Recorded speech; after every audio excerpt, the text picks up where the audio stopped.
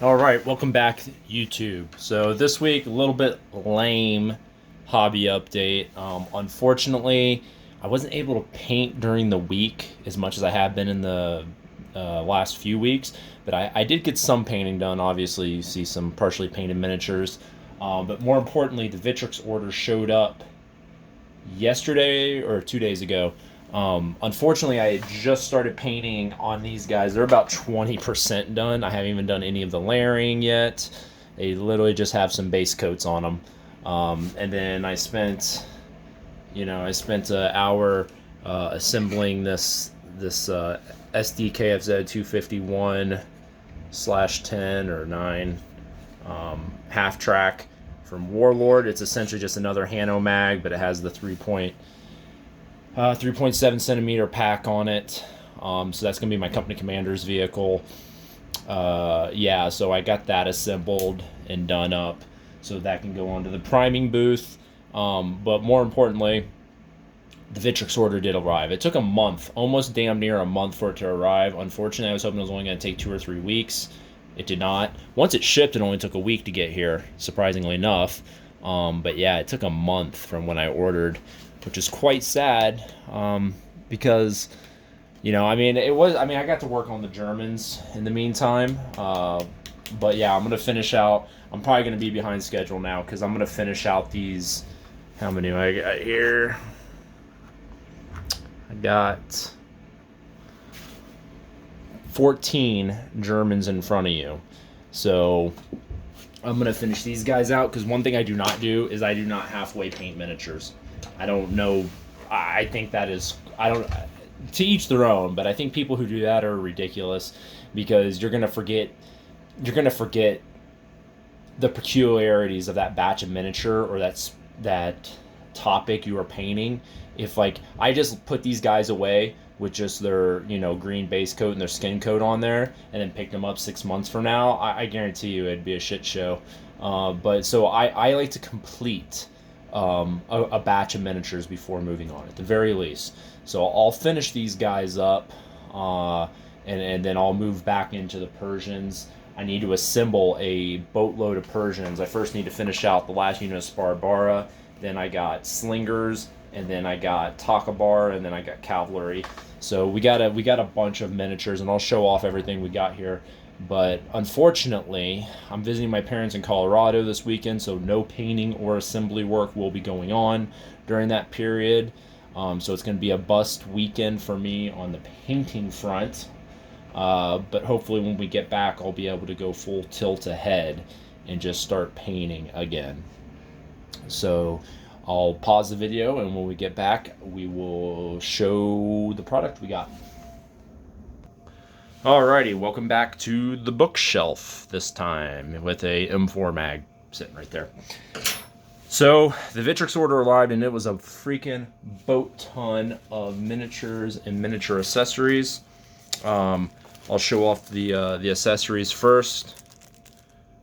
These are the decals for the Takabara units. I'm doing 2 units of 16 of Takabara.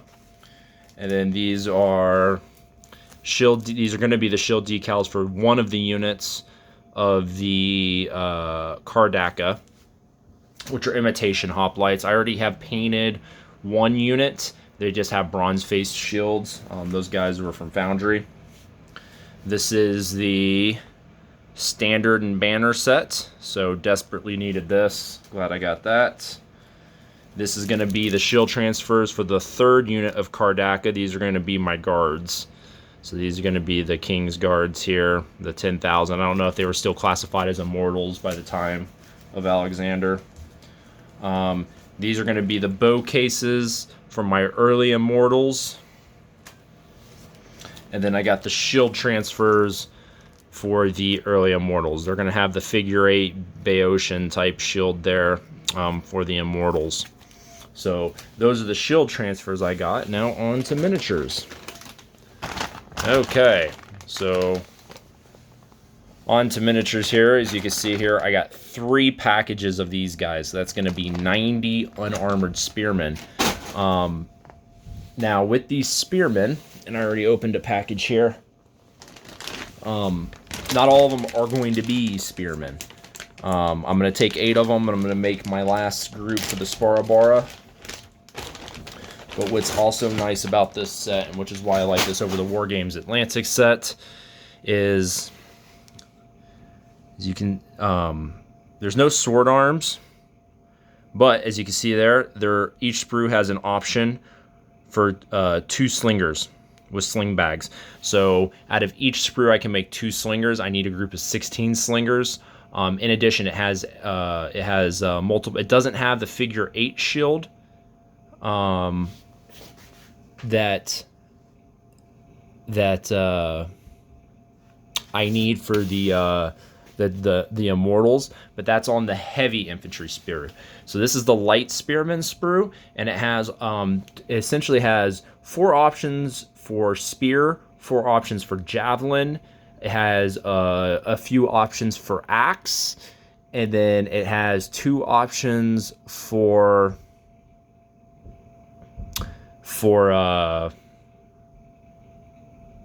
slingers.